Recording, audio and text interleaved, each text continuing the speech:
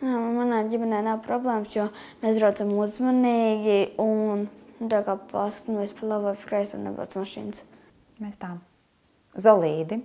Pirms nedēļas kāda mamma braucā un viņa brauc pa slidēm, pēkšņi nobrauc un viņai stūrnis sanāsājās un šeit slīpi brauc. Tad tā mašīna tā sakustējās tā kārtīgi.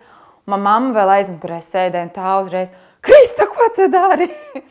Tas bija tāds, bet es tā kā pati biju mazliet nobijusies, bet es zinu, kad es kontrolēju situāciju. Mamma knāpi laikam nobremzēja.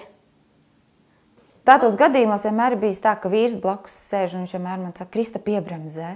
Es gribētu mammu novēlēt, lai viņa tā kā nebrauc agresīvi, ātri, lai nevarētu satriekties un lai nebūtu avārija.